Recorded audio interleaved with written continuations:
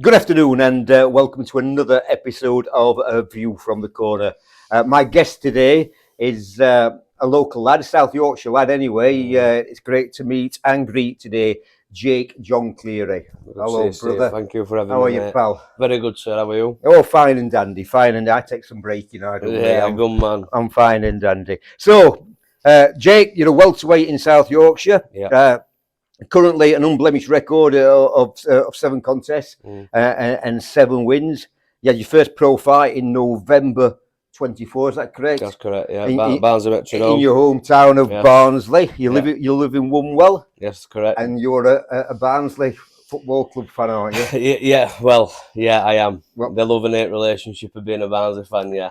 We've all got it, haven't we? I'm a Mighty Miller. I'm a Rotherham fan, so you'll know it more than most. Then. Absolutely, absolutely. You train out of Rotherham. Yeah, I do. Yeah. You train out of the Millennium Gym. Yes. In Rotherham, that's correct. And you're managed by Josh Wales. Yeah, Josh Wales. Yeah. Yeah, and correct me if I'm wrong, but I know you're trained by Jamie Kennedy. Yeah. We know Jamie very well indeed. Well. Jamie, good friend of ours. Top lad, great trainer, fantastic gym actually. Very good gym. Millennium, really good gym. Amir Khan. Yeah, Amir's part of my team as well. Yeah. I've known Amir some years. I can call him a friend. You know, I can really call him a friend. What a boy! Very really, interesting character. Killer Khan. Yeah, Killer Khan. That's how I know him by. That's right. Anyway. That's right. And top man. Is Ian involved with you, Ian Bain? Yeah, as well? Yeah, Ian. Yeah. So Ian, like, he were in gym when I started, but then he moved elsewhere. But then, like, he's come back. I've always had a good relationship with Ian. He's at gym at present. Obviously, in my corner fought last fight here as well. So, yeah,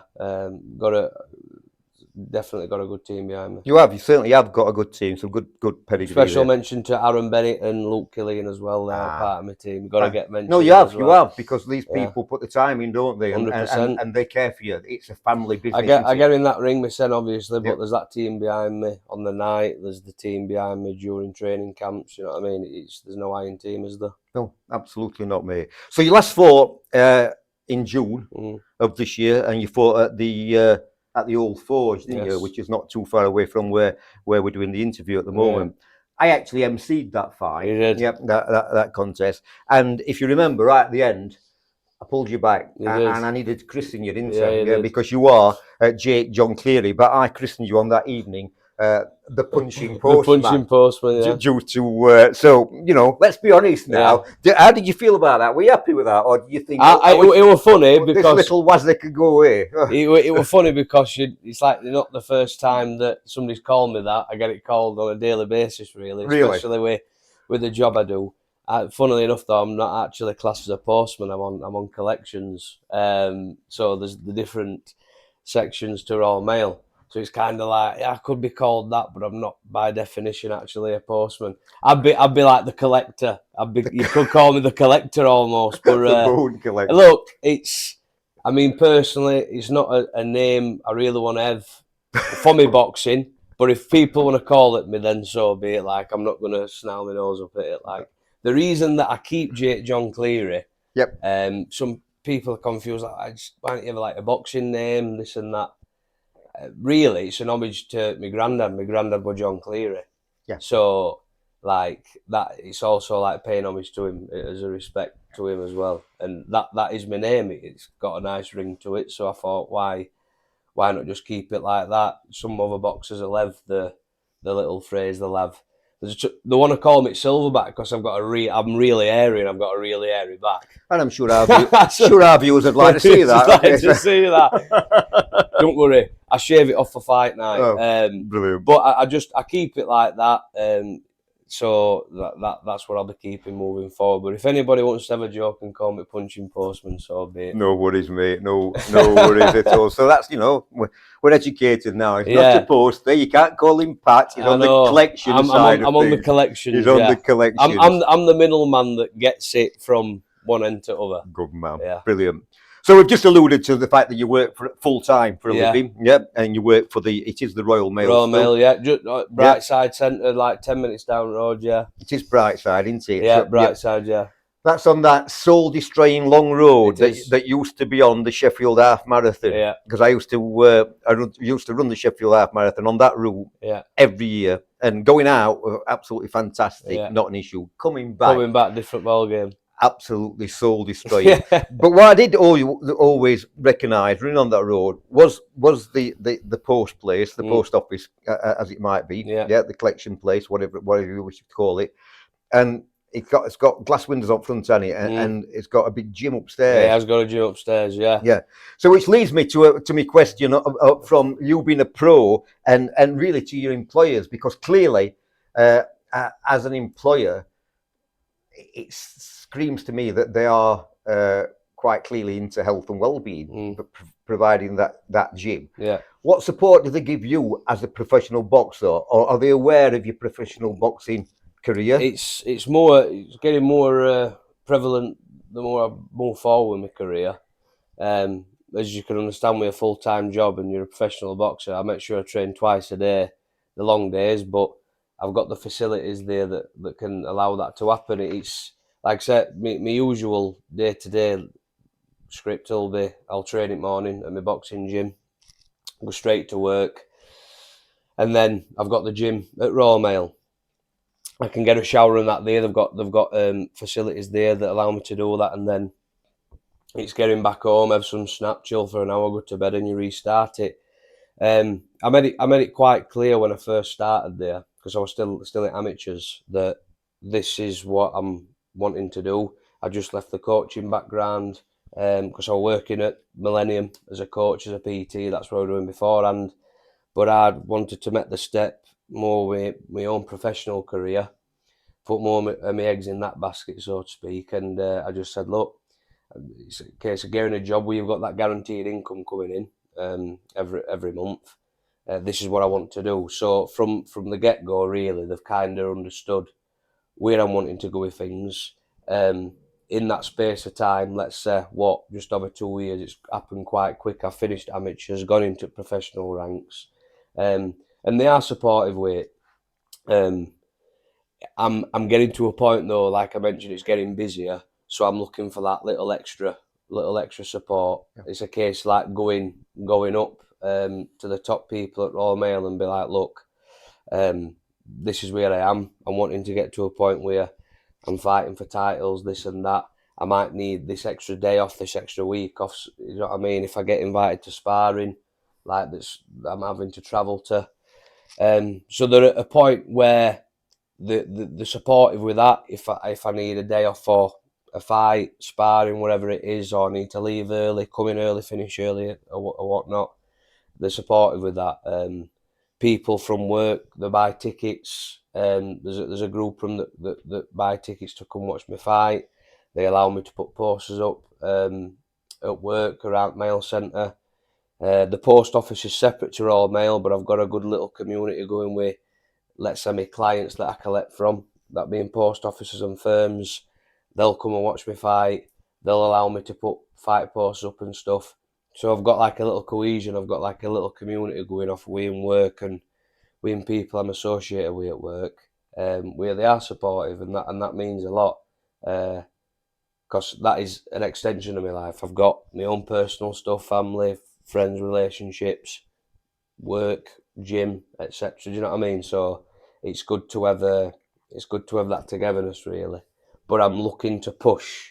Do you get what I mean? I understand that. Yeah. Just for that little extra support, that little extra backing, let's say. That's fantastic. So if you're watching Royal Mail, it is that Royal Mail. That is fantastic. It really is that you've got that support. I mean, back in the day when I used to work for a living, I did find quite often that the organisations that I worked for, health and well-being, was just a ticky box. Yeah. It were text on a piece of paper, and they didn't really buy into it. They do care. There's always stuff going off in Mail Centre I'm at anyway, and it'll be the same across country.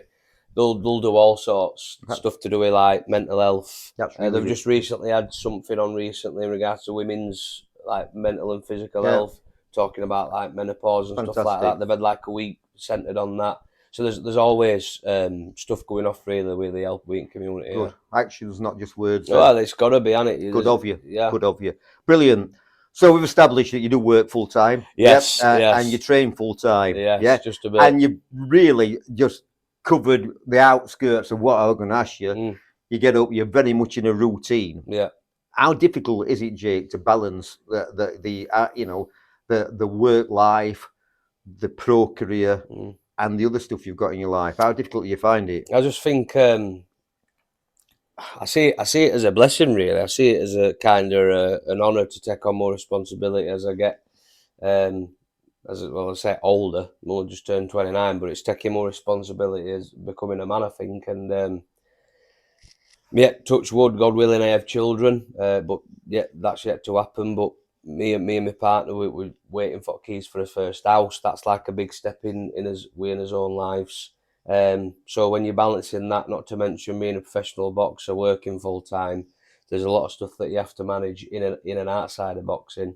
I happen to have an allotment as well that's probably the same size as this place that we're in, so that takes up some time. It keeps me busy upstairs. It keeps me physically fit, and it fills me time with positive stuff. Like I won't say I've ever been a bad kid or gone down bad routes in terms of like being a bad person. Do you know what I mean? And spending your time doing bad stuff. But I think it's important in this day and age just fill your time as much as you can with positive habits. So yeah, the long days, don't get me wrong, and sometimes like it's getting your best end going, but that's the difference between discipline and motivation. It's keep that discipline and put it in aspects of your life. I don't think yours just improves. I think other people's life around you improves as well. We aren't like forcing it down the neck, if that makes sense. Doesn't it just? And that resonates with me, the fact that you say positive habits, positive habit forming routines. It can't possibly be bad for you, can it? No. Surround yourself by positive people. It can be difficult in moments because I feel like in this society we are with social media and stuff, it's that balance of like how much do you want to show, but how many people can you impact online? How many people can you impact in your local communities? If some people don't like it, then that's not your problem. That's theirs, really. And again, just through journeys, if it's faith or whatever, if it's becoming a better version of yourself, it's not always that classic Rocky saying. It's not always going to be sunshine and rainbows. There are going to be difficult moments, even when things are going good. That's when that character gets really tested. Then it's all right being buzzing when it's happening, it's all going sound.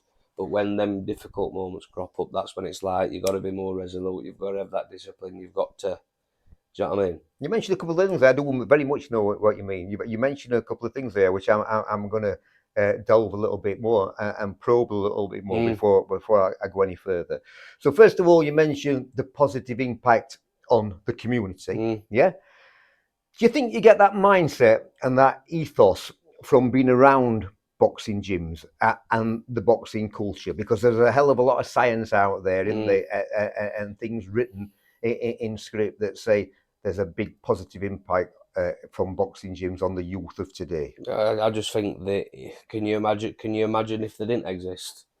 Like if they didn't exist, what would world be like? What would the country be like?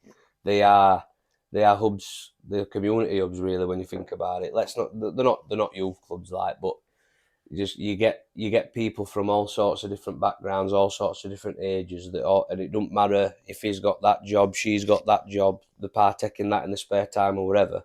When you're all in there, you're the same and you're working towards your own specific goals and they're priceless, especially like gym that I'm at. It's been only boxing gym I've ever been at since I started in 2018, and it's allowed me to have an income at a point in my life. It's allowed me to pursue an amateur and professional boxing career. It's allowed me to meet friends I'll have for the rest of my life. It's allowed me to learn so much about myself mentally, physically and spiritually. That's just me personally. Imagine the impact that it makes for so many other people. the gym does work with school community. It's part of like school's curriculum and that. So impact that it can have on that youth as well. Kids clubs, kids classes, teenage classes, adult boxing classes, amateurs, pros, women's boxing classes. Yep. Like there's just a wide variety of different stuff that goes off.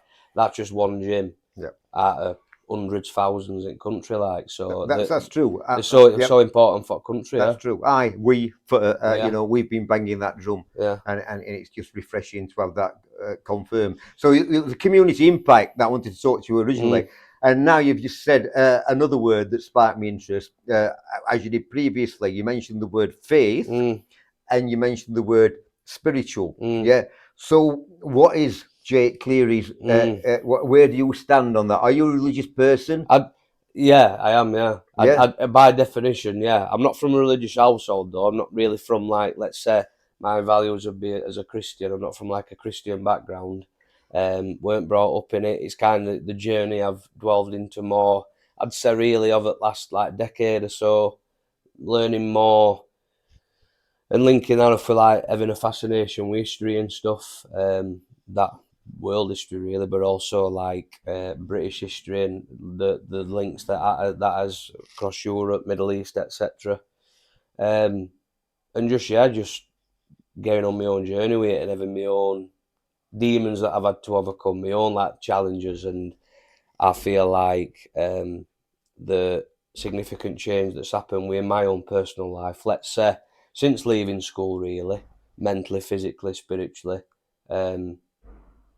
habits that I've partaken in, places I've been, people I've met, etc.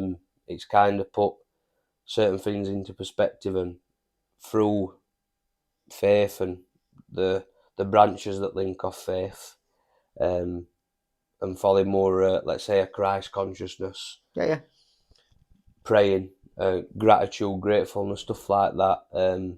Getting in my own little routines, going to church, having a little community within a church and stuff. That's kind of grounding me, and I've been able to come out the other side of that better. So that's 10 years ago. You said about a decade ago. Yeah, I'd say more like delving into it more, and understanding and reading scripture and stuff, and doing my own kind of research. Really, like I mentioned, I went from a religious household, so it's not as if like I've had it presented to me, I entered it like ran down my neck since an early age, like some people do. Like that's right. The people are conditioned sometimes. Yeah, it's conditioning. That's the good word to use. Yeah, conditioning. Yeah. Is it fair to say then that could there possibly been a significant event in your life? I think there's been many that generated that. Yeah, I think we all have them, don't we, along as lives where it's not like a proper standout moment, but there's significant moments where it's like, yeah, that were an important part of my life that's led me down to the like ripple effects almost. Yeah. But there's been many in and out of boxing. Good perceived moments, bad perceived moments, but for me they're all the same because they've shaped me who I am today. Like so, I give thanks every day. I pray every day. I've got my own little relationship that is unique, and somebody else's will be unique. But every day is a school day as well, and every day is a chance to become a better version than you were yesterday. But again, that classic Rocky saying, it's not all sunshine and rainbows. You have to go through the difficult moments, and there's people that go through far worse predicaments than I've gone through, but I perceive it differently to how they'll perceive it. I'll react to it differently to how they react to it, and that's a thing I've realised. We're all uniquely special, and we all experience things differently. Fantastic answer. Thanks for that, Jake. Yeah. Okay then, so that's the icebreaker out of the way, mate. Yes. That is the icebreaker out of the way. The icebreaker and a little bit more. This is going to make it very interesting. This. So I'm going to throw it over to you now because I'm going to be really lazy. I want to know more about Jake Jon Cleary, more about your boxing, and I want to know where it started, how old were you, where it started, where did you go? Roll with it for me, mate. So obviously just turned 29. I started, first went into the gym, it was either like April or May 2018, so I'd have been 20, like near on 21 at the time. I remember first time I went in with my younger brother, went in with my stepdad, his mate, a couple of his kids. They were telling me about it, like this being Millennium at Rotherham. Oh, you should come through, like, give it a try. I've watched boxing for years. I'd say I'm a bit of a purist, like, because it just don't matter if it were a show that were late on in States. I'd either stay up to watch it or put it on record, watch it following morning. Any domestic fights that were going off, if it was Sky or whatever, I'd make sure I'd watch it, kept up to date, social media, what were going off. But it was like, if I'm really a fan of sport, I'll go and actually try it. And that's that day I was talking about when I went through with my brother. That was the first boxing session I went to. And if you'd have told me then, in like just over 8 years, you'd be a 7-0 professional boxer who's fought on at Leeds Arena, you'd have been like, nah, you're joking. So yeah, it kind of happened very, very quickly. I came from a footballing background, fell out of love with that. So did my younger brother, Rocco, at the time. And yeah, we just set off with boxing, really. My brother don't box anymore. He does it like for fitness and that, if he wants to. Excuse me. But obviously I've gone on to I'm making a career out of it. So it's been a mad 8 years, yeah. What did your amateur record look like then? So before amateurs, I were in unlicensed. I did 10 unlicensed fights, and then went into amateurs. I had 5 amateurs before going into pro. So unlicensed, I won 9, drew 1, and then at amateurs, I won 3, lost 2. Right. Yeah. Just talk to me about the unlicensed stuff. Yeah. Because you know. I can't call it white collar because I didn't wear an head guard. You can't. No, it's different. I've never fought in an head guard, so it is different, isn't it? So you know, talk to me about the differences between a white collar and an unlicensed. Yeah, obviously, like we're as far as I know, we're white collar. It's based on charity. Yep. There'll be a percentage, obviously, that'll go to charity and whatnot. I don't know if you make any money off it. I'm not certain. If you choose to do with that money is different, but obviously you're fighting head guards. I believe do you train alongside your opponent as well, or do you get matched with? I understand you. That's what happens. Yeah. But I didn't want to really go into that. I got some contacts in the unlicensed scene that allow me to. I won't say it's a grassroots way. Your amateur is your grassroots way into your boxing, but with unlicensed, you can contact a promoter, whoever that puts a show on. Send some videos here. If it's sparring, fighting, or whatever, you wait. So and so can get matched with him. You turn up. You sell your tickets. Obviously, you turn up. You have a fight. That's it. It's kind of like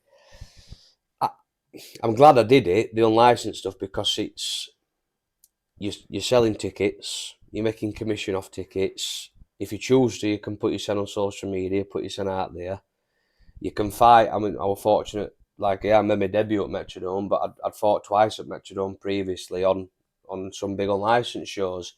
So, like, that were great experience for me, walking out in front of a big crowd for, like, first time, let's say. But travelled to Derby to fight, travelled to Bradford to fight. That's just being unlicensed. So, it were kind of and I had, like, 9 fights in 10 months, I think it was. It was like, I were very active, but I had, let's say, passions about wanting to take it further, and I could not take it further unless I went into amateurs. So that's why I then decided, let's have a crack at amateurs. Like, so I had like a year in amateurs. Yeah, yeah. You know, the unlicensed thing to start with, the unlicensed thing, I think fills people with trepidation. Yeah. Because let's not, pull any punches. Pardon the pun. It can be brutal, can't it? Yeah, definitely. Because the sort of characters you get in unlicensed, it's actually, the wording's on the tin, isn't it? Yeah. It's unlicensed. Yeah. Some of these boxers, stroke fighters, call them what you will, can't get a license in the pro ranks for one reason or another. I mean, quite often it's on medical grounds. Yeah, of course. As well, isn't it? So, go in there, it's quite, a brave thing to do, isn't it? You don't know what the matchmaking. It is a risk, isn't it? It is a big risk. Again, these lads that you're jumping in with, again, the testing is different in professionals. Like these kids could be on anything that you're fighting. The second kid I fought with this, like, he had great long arms. He were like slender, man. It were crazy. He were ripped up though. He were like proper ripped up. I were like, wow, like this Colombian kid, based in England, but I think he was like Colombian or Spanish or something. It might have been Colombian, and he was like very physically strong. But like, I'm glad I won the fight, took him to school. But it were good to have somebody like that. For me personally, for my development, I got quite lucky with it really. Like you hear some lads or lasses that go into it and they don't really get the rub at green. Matchmaking might be wrong. They might get let down. Like unfortunately, I've had a no show at one of these shows. Bearing in mind, but with amateurs, I've had 2 hours of fought weighing. Kids pull that. Like you could experience it in professionals. Touch wood, God willing, I don't, because it's not nice. Any boxer that experiences it, they'll know what I'm on about. But I had like a rematch with a guy that I fought in my first fight. I had 2 fights with him. So like in your mind, you've had a rematch with somebody that'll put you in good stead moving forward. One at fancy belts to put on. Do you know what I mean? One defended it, fought in different areas, fought in my hometown of Barnsley in front of a big crowd, did a lot of tickets. So for my own personal development, it put me in good stead to where I am now. Some people, unfortunately, might not get it like that, but I think what helped me is I were active, I were fit, I stayed ready, and I fought some good kids. I fought a lad I were a bit heavier at times, shouldn't have been that heavy, but fought this kid, come down from Middlesbrough, fought him in Bradford, tall kid, probably the size of that door over there. So you've got to like adapt and fight differently. So yeah, going back to what you're on about, I was fortunate that I kind of got that Robert Green weight. If that makes sense. Well, I understand that. It is a risk though for any fighter that's going in there. It goes because you don't know what you're going to get. No, you don't know what you're going to get. It goes beyond character building. Oh, big time! It's a baptism of fire, isn't it? And you can fight in some rough areas, but like with the crowd. 100%. But I think if you're serious about progressing in anything, it kind of makes or breaks you. You've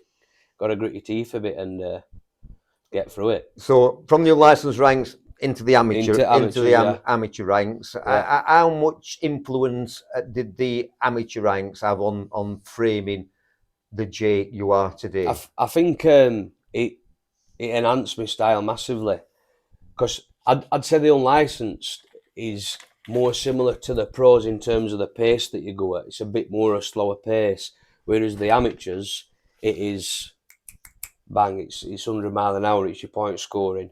But I also wanted to make sure that I looked good doing it. And I only had 5 fights, but the 5 fights I had were very, very entertaining. Like, got fight at nights in Summerham, topping bill at Summerham. That helped, obviously, the amounts of tickets that I sold, but also just making sure that you're wanting to progress each fight, but also entertain as well. That's what it's a gladiatorial sport. You're wanting to entertain, but Jamie at Millennium, Jamie Kennedy, he's had plenty of top quality amateurs over the years that have won Golden Gloves and that they've won British, as far as I know, national champions, British champions, Yorkshire champions. So when you're implementing that style to my own unique style, because I won't say it's quite weird. Mine, I've got a very weird style. It's quite unorthodox, let's say, because I ain't had that natural amateur upbringing since being a kid. I ain't been in gym since I was 9, 10. I got in when I was 20. So it was like unlicensed amateur, and then to get that into pros and all, it's been a big blender over the last few years, let's say. Brill. So now we go pro. We move on. We go pro. So what was the driving force behind the decision-making process to go pro? Clearly, you fell in love with the sport. Yeah, because you won't put yourself in unlicensed shows, then the amateur shows. So clearly, you've got the drive and the passion. So just talk me through the process, the decision-making process for actually turning over as a collective term, isn't it? It was just, again, there's not just one thing that's kind of led me to it. There's been many. Like personally, it's like a challenge and something to try and better myself with. try and create a better future for my son and, let's say, the people around me, making a positive impact, like I mentioned, in community. As far as I know, they haven't been a Central Area and English British champion or whatever from Woonwell. I want to actually create a bit of history as well on that front. And yeah, just again, there's not just one thing. There's many reasons to why I want to do it.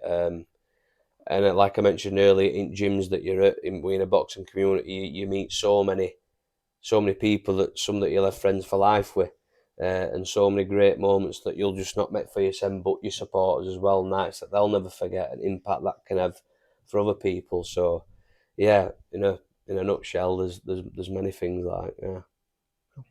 I think it's fair to say that with just 7 fights behind you, 7 contests behind you, that you're still learning. Of course, absolutely, yeah. Every day, 100%.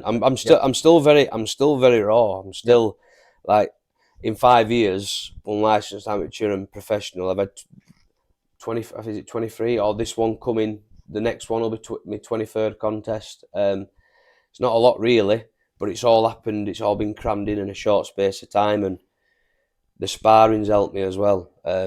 So again, I'm still raw, but I just feel like I've got a lot to learn still. And if you don't think that in this sport, this ever growing sport, this ever progressive sport, I think you'll get left behind. You've always got to be able to adapt and learn things. I just think I've got a lot more to pick up, though, personally, than some lads have since they were young. I think I've got more, let's say, more. I can't find a word for it, but I just think there's more for me to learn compared to some others, if that makes sense. Without sounding egotistical, yeah. I just think I've got more a pile to adapt with and progress with. Yeah. I do you get what I mean? I do, 100%. Yeah. I do. That's not trying to sound like a big head or sound like a snob. Like, I just think not at all. That's why these kids that have got more experience than me, like, I'm tough to figure out, and they have an hard time with me if it's sparring or I fight them, because they've got a bit more stale compared to. I'm just not stale. I'm just like a sponge. I just soak it up, and you put me in jungle, I'll become it. Like, I'm just that kind of kid. What a fantastic analogy. What a great and if analogy. you don't, if you're gonna work a certain way and work this hard, I'll do it more. I'll just work harder than everybody else, in my opinion. That's brilliant. Yeah, without sounding too egotistical. No, I don't think there's anything egotistical about any of those statements that you made. And there's certainly, I'm not getting any arrogance whatsoever from you. You acknowledge that youngsters have the foundation over you because they've been in gym since they were 100%. They were 9, 7, 8, 9 years of age. Massively respect them for that, and it takes 100%. Yeah. But sometimes, they can become one-trick ponies because they're doing the same repetitive stuff. Boxing evolves without a shadow of doubt. Boxing evolves. The style of boxing from when I first were introduced to boxing in the 70s, in a practical sense, is nothing like the style of boxing now. It's come on leaps and bounds. So I think what you're saying is very, very fair placed, and very rational. And I didn't want to give you a discredit there by any means when I said you've only had 7 bouts. Yeah. You've had 7 bouts, 7 contests, and out of those 7 contests, you've got an unblemished record. Yeah. So that is a massive achievement in the pro ranks. Some time ago now, I interviewed, it was live, in the ring. I interviewed Red Johnson. Yeah, good lad, Red. Got time for Red. Yeah, again, friend of ours. Yeah, really good lad. He also has an unblemished record. Yeah. And I mentioned to him, it might not have been Red's quotation. He might have pinched it from somewhere. I asked him about how much pressure having an unblemished record puts on Red Johnson. His response was, records are for DJs. Yeah. However, you're in a training camp. Yeah. At the back of your mind, Jake, there must be this little man flying up saying, "I've got I've got a record. I've not been beaten. I don't want to be beaten. Yeah. Does that influence the way you train? Does it motivate you? Is it a negative voice in your head at times? Again, like I mentioned earlier, but when you're talking about the lifestyle I've got and how I balance everything, I just see it as a privilege. I see it as an honour, really. I see it as a way to push even more and to keep working harder, because you wanna keep, let's say, a record. In my mind, if you keep winning, you keep performing better, you take the opportunities that come, it gets you to the bigger opportunities. So again, the show in Leeds in December, I'd say 9 out of 10 people thought I were going to lose that fight, or just thought I was just turning up for just to make numbers up or get a payday or whatever.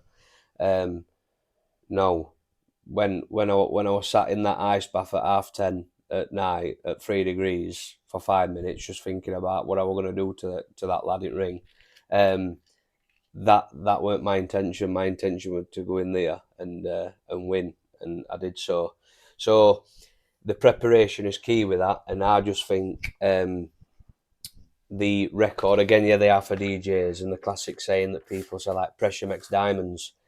I want to feel like that, because I just feel like if my back's up against the wall, let's say, and it is a pressure moment, I'll perform better. The better they are, the better I'll perform. Yeah. That is very, very interesting. That very interesting. Jake, just before we broke there, I just want to speak to you about well, basically the mindset of a boxer, stroke a fighter. I think there is a difference between a boxer and a fighter, and I know with the Boxing Board of Control, they don't like us talking really about fights. Yeah. It's contests, you know what I mean? Fights might implicate or indicate, should I say, that we're in a pub. There's got to be some etiquette behind it. Of course. Some parliamentary procedures, Eubank could say. Yeah. That's right. However, it is the hurt game, isn't it? You know what I mean? It is the hurt game. So tell me about the mindset or yourself before you go in to a contest. You know, nobody's going to expect you to say, I'm going to go out there, I'm going to cause this kid serious damage, I want to hurt them. But what is going through your mind? From a personal point of view, it's kind of like, well, firstly, it's respect. There's always respect. And that we're going in there, we're looking to challenge your sens. Let's say some putting food on the table, whatever it is. If you want to push towards a more established career, winning titles, or you're making money, whatever it is, everybody's got their own reasonings for doing that. But I think the core has to be respect straight away, and that's what I always have with my opponents, even if someone to show it or not. Whatever gets them out of bed on a daily basis. But no, for me, I just see it as somebody that is in my way, somebody that is in my way from me progressing. Again, making more of let's say a positive impact for myself and people around me, taking it to that next level for opportunities that could potentially be life-changing. Again, I ain't got kids, but in time I want to get to a point where I do, and I build a foundation for my son and them. So yeah, I just think with a mindset, it has to be respect, but there's a challenge in front of me that needs to be dealt with, and it's nothing personal, but I have to give everything in order to make sure my hand's raised. Yeah. Fine, fantastic answer. You talk about making a better life for yourself, making people around you. Most professional boxers will sit down with us. They'll talk about winning titles. They'll talk about winning belts. They'll talk about winning accolades. They'll talk about bathing in baths full of pound notes. I'm going back a while. There. Genuinely, what drives you? What keeps you going? I wanna be. There's a part of me. Well, no, it's a full part of me. I want to be going on pitch at Oakwell at half time with a belt. and like showing it everybody, showing it people that I've gone up in that country with like nearly 20 years watching them home and away. I don't go as much now, obviously with my commitments and that. I work Saturdays as well, so it's difficult to get to as many games now. But just little bits like that, making an impact, making history, being first champion from Woolwell. And there's been some very good fighters come out of Woolwell in boxing and like kickboxing and stuff. I think in MMA side. But I want to create history as well. I want my name to be remembered like as well. So that's there are a few examples of why I want to do it and what motivates me. But they're also they're extensions, like they're not the main driving force. They're part of the driving force. And yeah, if I can make that impact as well, we're getting paid and becoming better financially. Yeah. I'm not going to grumble at that. If any promoter out there wants me to fight anybody that they feel like they can run through me like they did at Leeds, if they want me to take another 0, then show me the money. Show me the money. That's fine. You talk about being on the pitch at Oakwell. Yeah. We've established that's your passion. Yeah. Barnsley is your passion. Yeah. I said we at Riley's boxing gym that with the Nicola Holtwell used to train out of Riley's, and when she won a world title, we took her to the Lane, Brammer Lane, where she Sheffield fan. Yeah, she's a brand, just like you. She's passionate about the blades, as you're passionate about Barnsley, and she got to hold the belt up, which were really, really great to see. Well, a friend of mine, obviously, we all know Callum Simpson. He obviously won his British and Commonwealth titles back that I went to there to support him. Great night, great memories actually being back at Leeds Arena as well. That were mint to be back there. Brought some good memories back, but obviously I think it was like a week or so after he won titles. He were back at Oakwell showing them off, and he's a spearhead for Barnsley boxing at present, and he's opened a lot of doors and avenues. So seeing somebody like that do that makes it even more motivational for me. And makes me even more determined to work towards that. Yeah. That's the glamour side of it, isn't it? Of course. That is the glamour side. That's what they see on cameras. Of and course. Yeah. Of course, and that's what you try and aspire to grab hold of. However, it can be a cruel sport. Of course. Yep, and it can cutthroat business. And boxing can teach you some harsh lessons. Yeah. So I suppose both on the positive and negative side, what lessons have boxing taught you to date?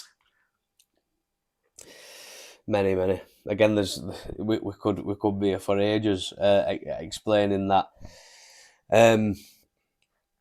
Again, it shows people's true character as well. That be that like on a business side, that be from a perspective where people we in the game and they don't turn out to be the person that you thought they were.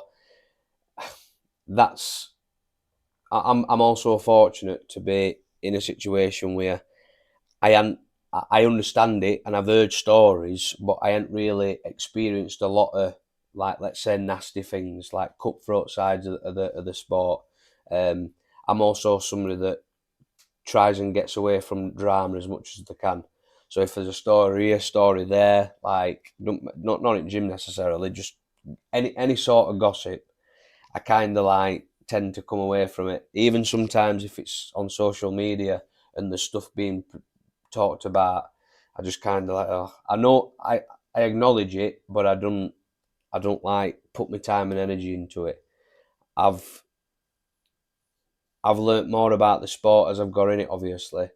So if something like that does crop up that does affect me, I feel like because I've heard things and I've experienced little things, I'll be like kind of resolute to it. I'll be like, I'll have my sword and shield ready, if that makes sense. I'll be, what's the word I'm looking for?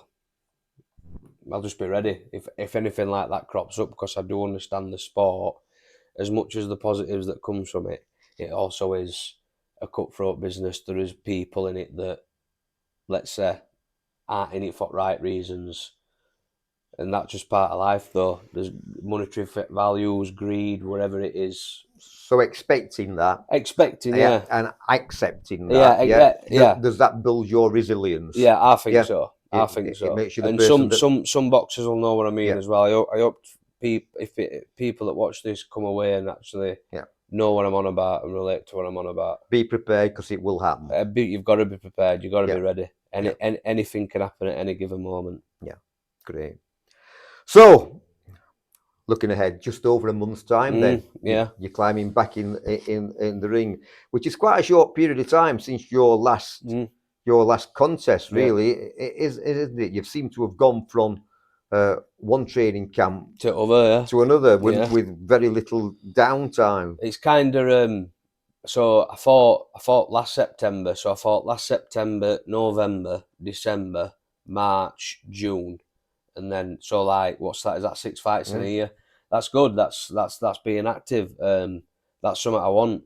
I had the fight. I went away for a few days. Me and my missus in camper van had a few days away, but then I was straight back working and then back in gym. Like I'm just always. I just always stay fit. I always stay ready. Like week after fight, I was back sparring. Like I just stay on it all the time. So for me, if there's an opportunity to fight, I'll take it. And I'm blessed to have a unbelievable support that are involved with me in all parts of my life. Friends and family, people at the gym, my friends and family at gym, and then work colleagues and stuff like that. There'll be a good number here again on the September 26th. So. I have a gum shield and I'm ready to fight. Fine. Gum shield will travel. 100%. Good. So it is September the 26th. Yeah. So let's start selling some tickets, shall we now? 100%. September the 26th. Yeah. It's at the Old Forge, Hillsborough, S6, 1 HP. Yeah. Yeah. It's an RL promotion again. It is. Who are you boxing? I forgot kid's name. I've only just been matched recently, so. Do you know what? I so wish you would have known that, because I've got the kid's name here, but I can't pronounce it. Okay. Is it like an Irish sounding name? You are boxing Liam McHellenley. Right, is that right? Yeah, that is the one. Right, I do apologise, Liam. I do apologise. I apologise, Liam. It's only just been the match, pal. So, how's your camp going for this one? Very, very good. Been getting some really good sparring with a lad called Louis West from Hull. Not long, just fought for Central Area title. Good, strong kid. Just done 12 rounds together with it last week. Sparring him again this Sunday. He's got a fight coming up soon as well. I get good sparring, obviously. Gary, he'll sort me out some sparring with mixture amateurs and pros from his stable. All great lads, and I get good sparring with that. The top class amateurs and some top pros we've got in our gym. That's what's put me in good stead, I think, to get to this point. I've just sparred anybody. I've sparred like top level kids, and that's put me in good stead to get to the point where I am now. So feeling good, ready. We're just under just over 4 week out. I could go this week, and I'm feeling fit. I feel sharp.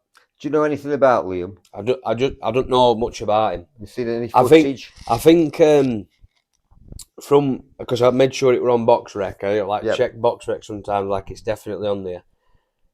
There's something to do with like BKB on that with his links he's got. I don't know if he's like from a bare knuckle background or all. I don't know if he's had some dabbling in that. I'm sure it's going to be his third or fourth contest with me in pro ranks with boxing. The thing is, it's making sure I get an opponent. I've unfortunately a lot in my career so far. I've had some pull-outs, I've had some drop-outs. So if I can get an opponent locked in, like at present I'm fighting Liam. Hopefully, touch wood, God willing, he stays healthy, we can fight. But I was supposed to fight for international Commonwealth title end of May in Scotland. Yeah, saw that. Yeah. Kid pulled that like week prior. So I just don't want any disappointment. I hope he stays fit and healthy and we can both be boxing at ring together on 26 September. How frustrating was it when the lad that you were fighting in Scotland for the international title? Yeah, Jolly Boy. Yeah, Jolly Boy, the hot dog. Was it? How was it? How frustrating did you find that? Well, I've experienced pull arts on day before or whatever. Any boxer knows that experience them. They're terrible, but when it's a title fight and you had to work things out, like you obviously you want to work towards a title, you want to fight for one, but you're obviously losing out on money as well. Yep. So you're losing out on a payday, and you're losing out for memories for your team and your supporters. I did like near on 40 tickets for that. They were going to travel up to Scotland on a Friday night to come watch me. Then you're having to sort out tickets, sort out hotels and that. It's a bit of a ball ache, but these are all challenges. They're all parts that are going to make you more resolute in future. So I don't think he'll want to fight because he's got another fight scheduled. If he does, either I'll come up and see you, or you can come down here and we'll have a fight. Like if not personal, if he was definitely injured, if he definitely got concussion at work, all best to him, speedy recovery. Hope you're all right, but is what it is. So, what does the next few contests look like? Is there a light at the end of the tunnel? Is there a title fight for Jake? I think there should be. I think there's got to be. Wherever that may be, a Commonwealth International, Central area. That would be a good first title to go towards. Wherever that may be, like I mentioned, I have a gun shield. I will travel. I stay ready. So hopefully next year, either back end of this year or sometime next year. The dream would be to be on Callum's undercard at Oakwell next summer and fight for like a Central area or English or something. That'd be unreal. Yeah. So if you're watching Ben Shalom, give me a call. That's brilliant. That's fantastic. Jake, what does success look like to you? Finishing my career with fights that people remember. Like moments like, yeah, I went to that fight and I watched that. That were a right scrap. That some belts to go along with it. Keep all my faculties in check. Keep me health and well-being in check. That's the most important thing out of it all. Again, all the other stuff's kind of secondary, but yeah, the primary thing is keeping my health faculties in check. And speaking of checks, getting some nice checks coming out of it as well. Yeah, getting paid for the entertainment I bring. Yeah. Cool. So when your boxing career's over, some way down the line, you've got plenty of time to go, and people look back and they talk about Jake Jon Cleary. How would you like to be remembered? An honest geezer, an honest man, an entertaining man, a man of the people. Yeah, they're just a few. I could go on for ages, but somebody that kept it real, and stuck to who he was, stayed humble, but had the confidence to go it as well. Yeah. Earlier on in this interview, you alluded to the fact that you played football at one time. So my next question was going to be, if boxing didn't work out for you as a sports person, what sport would it have been?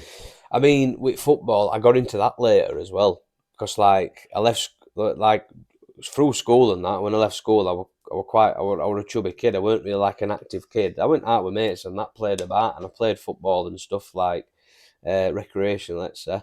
But then it was when I left school, going to 6-a-side, then going to 11-a-side football, playing Saturdays, Sundays, playing for college team, university team, etc. I had a good chunk. I had a good let's say 4 or 5 years of doing that. But then again, I just lost interest with it. I probably wouldn't have carried on with football. I'd have gone into something else because my desire for it weren't there as much. Right. And then boxing fell into it. It was like, right, I'll go into a sport where it's actually just you. You don't have to worry about the other 10 players on pitch with you that you're playing with and the 11 that you're playing against. You can just focus on your sen. And as I said earlier, the rest is history. Like, we've talked about your support network. Yeah. We that goes without saying. The support network in the Millennium Gym in Rotherham 100%. is 100% and unquestionable. You talk about your support network away from the gym. So, what's that family dynamic look like for you?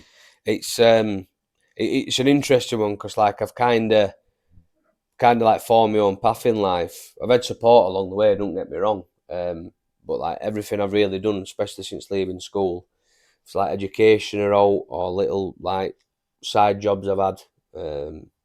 Kind of like just form my own pathway. But the beauty of it is I've had, again, if it's me, like my mum and dad split up before I was born pretty much, so it's always been like I've been in between two families. So I'm a Cleary, I've got my mum's side, obviously named after my granddad, but then I've got my dad's side, Bannister side, so I'm kind of in between two families, but they're both very, very supportive, and I see both sides as much as I can in my current climate of just being very, very busy as working full time and being a pro boxer. So it's good. It's good because they're proud of me first and foremost, which is like one of the best accolades I feel like you can have, especially when your parents and your extended family can be proud of you for what you do and how you are as a person. So again, that's that added, I wouldn't say it's pressure, it's that added motivation to keep making them proud. So yeah, priceless memories to have and priceless moments to have with my family who I love dearly. That's really nice, really nice. Life outside boxing. You mentioned that you got an allotment. Yeah, is that? Do you find sanctuary in that allotment? Yeah. When I can find time to go in it at present, yeah. Which like I was mentioned to me, my nan as well. My nan Jean, she goes in it with me as well, and she'll spend time in there. It's like it's a good pastime for her as well.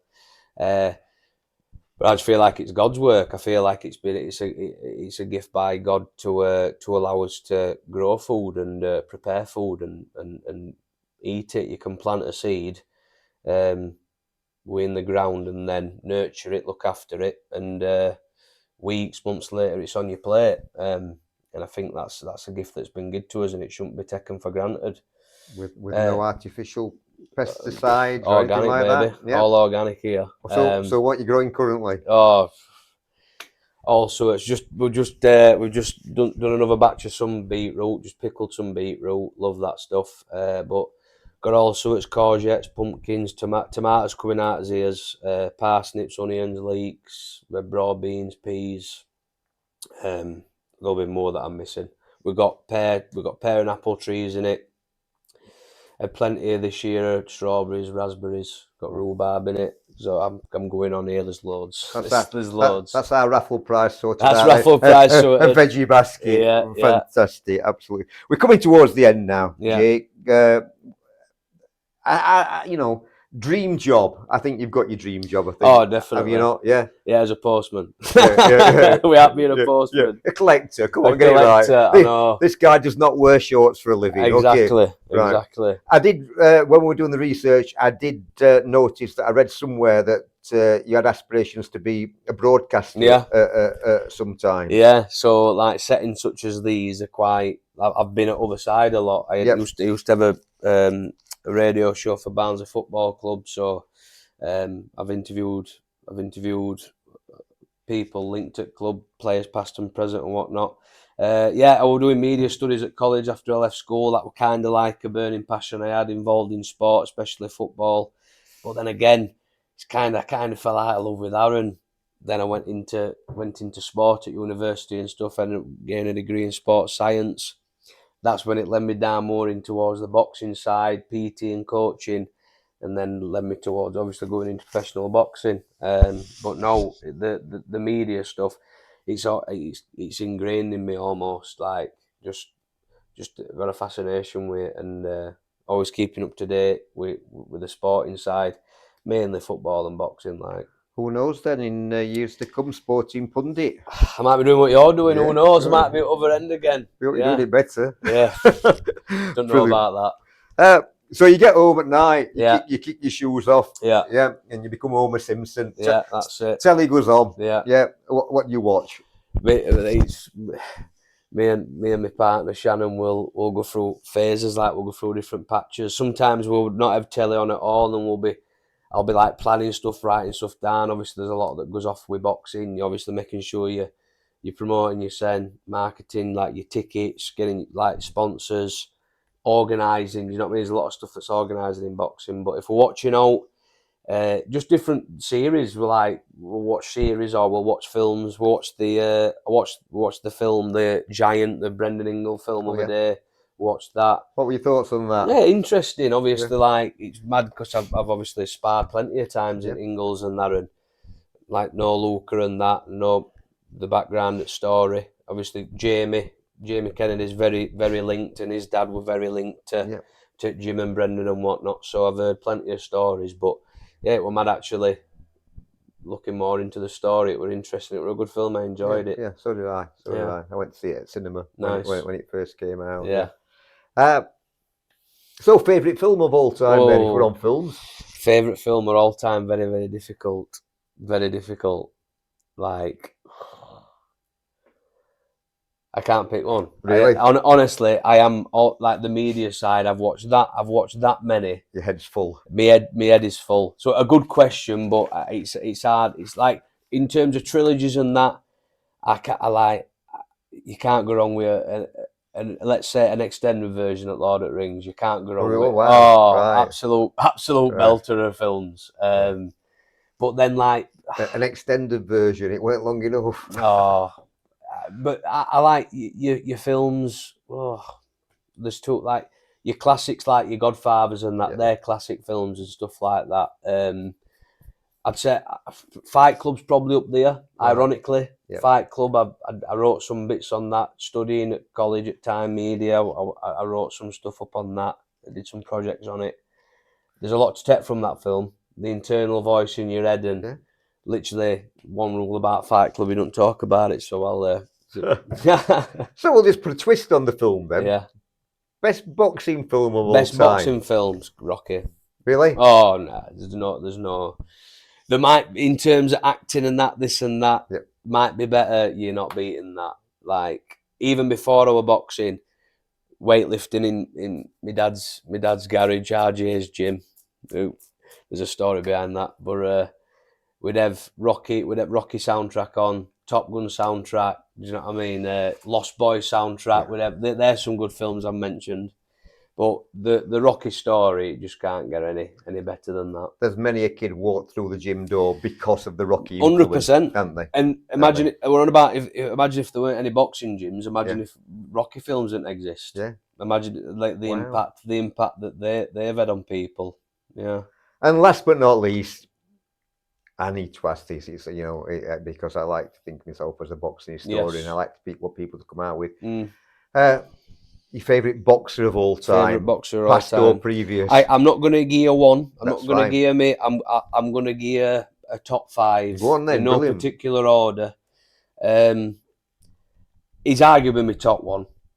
But Vasily Lomachenko. Right. I don't think we've seen anybody like him. I don't think we'll see anybody like him again in terms of what he did, especially amateurs. And to do what he did, going up all them weight classes against bigger lads and just making them look average. Yeah, that's right.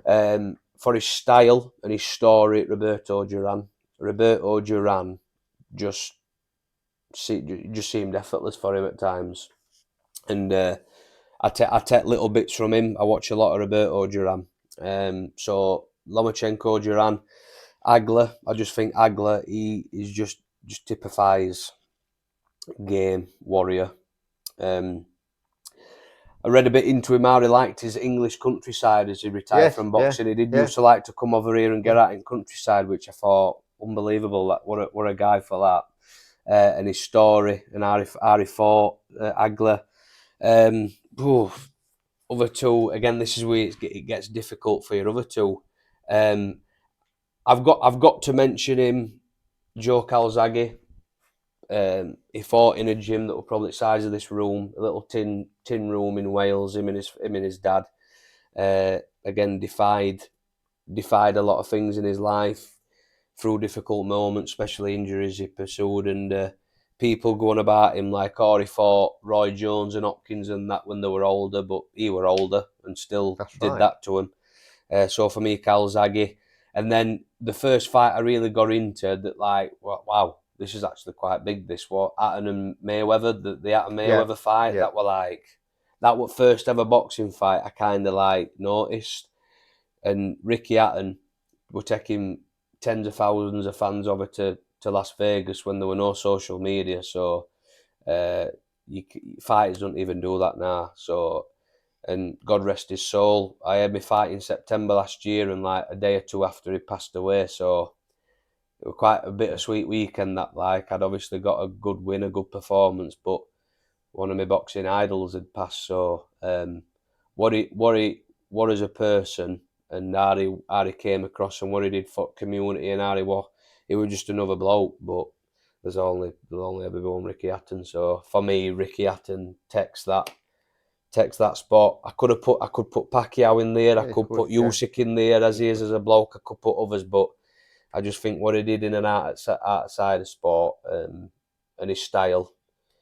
Mickey Ward, I could put Mickey Ward in there, his body punching and that. What a story he's got. But no, Hatton takes that spot for me, yeah. Fantastic. Jake, it's been an absolute pleasure. Yeah. Come buy tickets. I'll see you in the ring on the 26th of September. Come buy your tickets. They're available. I've got them. I'll be handing them out to my supporters shortly. So I appreciate your support. Come watch me and the other boxers on the 26th September. It's the Old Forge. It's an RL promotion. Come and see Jake.